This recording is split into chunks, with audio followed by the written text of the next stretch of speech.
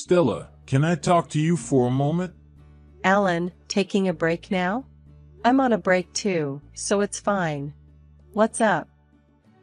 Well, you know about the gift for Mother's Day for our mom, right? I've been thinking about it for a while, you know? I've finally made a decision, so I wanted to let you know. Ah, you mentioned it before. By telling me, does that mean you're planning to give something relatively expensive? Exactly. Well, it seems tough to cover it with just my allowance. If it's okay with you, Stella, could you contribute some money? What do you think? Since your mom has been taking care of me too, it's totally fine for me to chip in. Well, it depends on what it is. What are you thinking of sending? I'm thinking of sending her on a trip. Mother's Day is right before vacation, right? A trip, huh? If we go, it'll be during vacation, right? I have work too, so that's how it will be. I thought we could make it an early present. Since we only have one parent, I don't think she has ever been on a trip or anything. I think she'll be really happy. Did you talk to her about this? Before I contacted you, she called me. I briefly mentioned it to her at that time. She said it's okay to go for about 2 nights. I see. I know that a trip can be financially challenging, but I want to show a giving back to her. Can we somehow manage to use our savings? Well, it's true that she has taken care of us. Okay, I'll cover the remaining amount. Really? Thank you. Mom will be happy too. You're welcome. The details of the trip haven't been decided yet, right? We decided on it today, actually. She said she'd like to go to a hot spring if we go. We're going to plan to discuss it again. Then, let me know once the details are confirmed. I'll withdraw the money. Thank you so much. I know it's going to be a lot of trouble, but I'm counting on you. But are you okay? Vacation is coming soon, isn't it? From now, all the hotels must be fully booked, right? I'll look into that, including availability. Well, we've made some preliminary arrangements, so I think it'll be fine. I see, that's good then. Also, I'm sorry to say this to you, but for this trip, I want it to be just us, without you. I know it will make you feel lonely, but I understand. It's your first trip together as a parent-child duo. I'm not completely oblivious to the situation. So go and enjoy it, just 2 of you. I really appreciate you. In return, I'll accompany you during the rest of vacation. Remember what you said, okay? I want to visit my parents' house and go out for some fun too. Make sure you keep me company, alright? of course. I'll do my best to make sure you have a good time. Well then, I'll get back to work.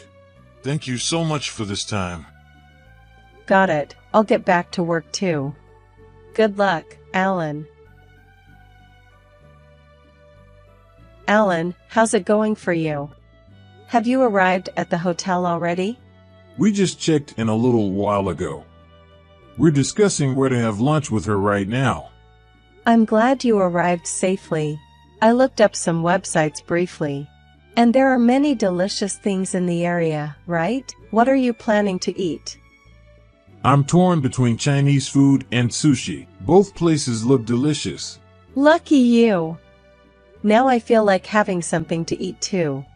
Maybe I'll get some Chinese food for lunch today. In that case, we'll go for sushi. Don't compete in weird ways.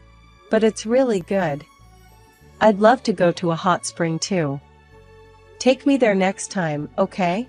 Let's go on the next long weekend or something. By the way, I'm really sorry. Huh, what's wrong? Why the sudden apology? Well, Stella, you've listened to my selfishness, right? And because of that, I'm making you feel lonely. So I'm really sorry. It's fine, really. Besides, she's been good to me too. I gave my approval for this trip, remember? I'm not suddenly concerned about it or anything. Thank you, really. Instead, since you're already there, you should have fun. It would be pointless if you can't enjoy yourself because you're worried about me. You should apologize to her. You're right about that. I'll decide to enjoy myself to the fullest now. That's right. Just make sure you give me your full attention when you return. For now, cherish the time with her. That's what I'll do. Thank you so much. It's your first trip with her, after all. Usually, you go to visit her alone. But occasions like this should be treasured. As much as I enjoy it, I'll definitely buy back some souvenirs for you. Should you look forward to it too? Yeah, I'm waiting. And I know this might not be the best timing, but I'm planning to go out for drinks tonight. It's been a while. We're planning to do some sightseeing tomorrow morning, so I might be late if you try to contact me.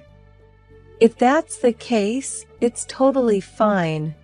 I'll refrain from contacting you unless it's an emergency. I'd appreciate it if you could do the same. Well then, I'm going out to eat. See you later. Let me know as soon as you wake up. I just woke up. By the way, I checked the call history and you've been calling since last night. What's with the phone calls? We're on a trip with my mom, so stop calling so much. Didn't I ask you to refrain from calling yesterday? I said to only contact you if it's an emergency, right? But you haven't been answering at all, and it's causing trouble. I'm sorry about that. So, what happened after all? Your mom passed away. The funeral is scheduled for the day after tomorrow. What? What kind of joke is this? I don't understand. You don't understand? That's my line. Aren't you on a trip with her? But last night, I received a call from the hospital saying, your mother-in-law is in critical condition. Is it true? Where are you right now? I've been at the hospital since last night. I found it strange because you two were on a trip. Then I received a call from a relative and rushed there immediately. I've been calling you the whole time, you know? No, wait a minute. Seriously, is that true that my mom passed away? You're joking, right? So I'm telling you what happened. When I arrived at the hospital, she was already gone. They were doing mortuary care on her when I got there. This can't be true. Anyway, I'll come back right away. About that, you know. You don't have to come back. Huh? What are you talking about? She's my mom, you know? That's exactly why. What were you doing when your own mother was in critical condition? Lying to me and probably having an affair, right? Stop with these baseless accusations. I haven't done anything like that. Then who are you on this trip with? Your mom is here. Where are you? Can't say anything, can you? Because that's the truth. Even if I were having an affair, so what? What does that have to do with my mom?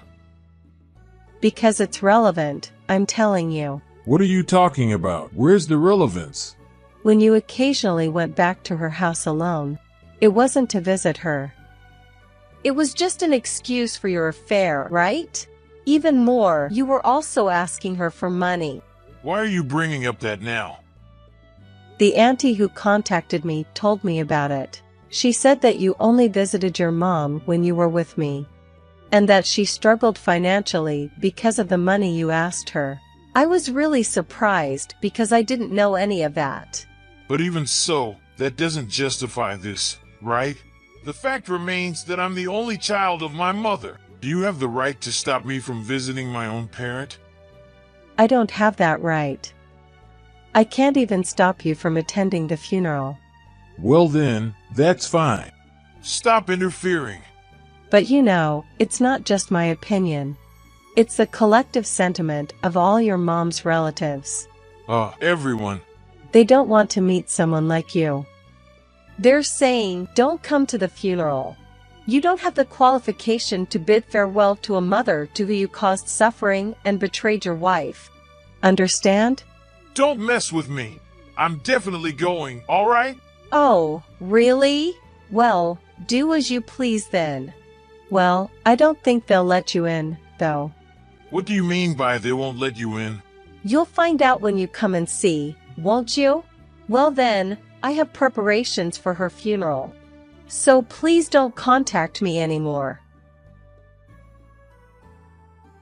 Hey, Stella. Say something to them too. They're not letting me in at all. Didn't I tell you yesterday? They won't let you in. Have you finally understood? Why can they let you in and not me? I'm her real son, you know. It's just that they don't want you to attend. All the relatives are saying that if you come, they'll turn you away. In fact, they won't let you in, will they? But even so, this is just unbelievable. It's seriously annoying. Whose mother's funeral do you think this is?